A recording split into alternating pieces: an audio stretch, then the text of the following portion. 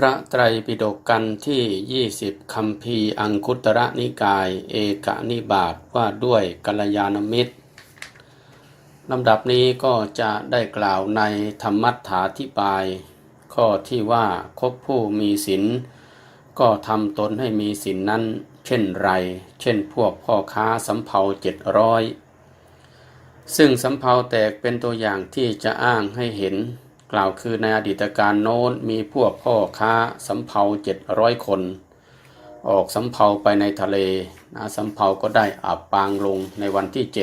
7น้ำก็เข้าไปในสำเภาพวกสำเภาก็ต่างอ้อนวอนเทพพยดาของตนให้ช่วยมีบุรุษคนหนึ่งซึ่งไม่กลัวได้นั่งนึกถึงทานที่ตนได้ถวายแก่พระภิกษุสงฆ์และนึกถึงพระไตรสรณคมกับศีลที่ตนได้รับมาในวันที่ตนจะลงเรือ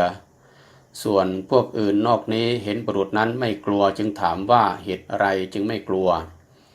บุรุษพวกนั้นก็เล่าให้ฟังพวกนั้นจึงถามว่าศีลสมควรแก่ผู้อื่นหรือไม่เมื่อบุรุษนั้นตอบว่าสมควรจึงว่าถ้าอย่างนั้นขอท่านจงให้แก่พวกข้าพเจ้าด้วยบุรุษนั้นก็ให้พวกนั้นยืนเรียงแถวกันแถวละ100เป็น7แถวแล้วก็ให้ศีล5ไปทีละแถวแถวแรกได้ยืนรับศีลอยู่ที่น้ำเพียงข้อเท้าแถวที่2ได้รับศีลต่อเมื่อน้ำขึ้นมาถึงหัวเข่าแล้วแถวที่3ได้รับศีลต่อเมื่อน้ำขึ้นมาถึงสะเอวแถวที่4ได้รับศีลต่อเมื่อน้ำขึ้นมาถึงสะดือแถวที่5ได้รับศีลต่อเมื่อน้ำขึ้นมาถึงนมหรือระหว่างอกแถวที่6ได้รับศีลต่อเมื่อน้ำขึ้นมาถึงคอแถวที่7ได้รับศีลต่อเมื่อน้ำเค็มเข้าปากครั้นบุรุษนั้นได้ให้ศีลแก่พวกนั้นจบแล้วจึงร้องประกาศขึ้นด้วยเสียงอันดังว่า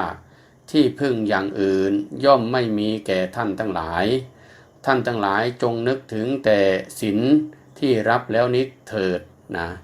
ประกาศดังนี้แล้วก็ตายไปก็ไปเกิดในดาวดึงส์สวรรค์พวกนั้นก็ตายไปเกิดใน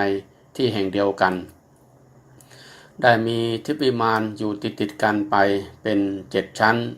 คือในท่ามกลางวิมานทั้งปวงนั้นก็เป็นวิมานทองของอาจารย์ซึ่งสูงได้100โยชน์ส่วนวิมานของพวกศิษย์ที่ตั้งอยู่แถวชั้นในก็สูงกว่าวิมานของพวกศิษย์ที่ตั้งอยู่แถวชั้นนอกเป็นลำดับไปวิมานของพวกชั้นนอกที่สุดสูงเพียง11โยชน์ดังนี้ขอท่านผู้ฟังทั้งหลายจงนึกดูเถิดว่าถ้าพวกนั้นไม่ได้คบกับผู้มีศีลแล้วพวกนั้นก็จะได้ขึ้นไปเกิดในสวรรค์หรือพวกนั้นก็คงไม่ได้ขึ้นไปเกิดในสวรรค์เป็นแน่เพราะฉะนั้นจึงว่าการคบผู้มีศีลเรียกว่าคบกัลยาณมิตรที่ดีงามอย่างหนึ่งซึ่งควรที่ท่านทั้งหลายจะจำไว้อีกว่าศีลย่อมเป็นที่พึ่งของคนทั้งหลายทั้ง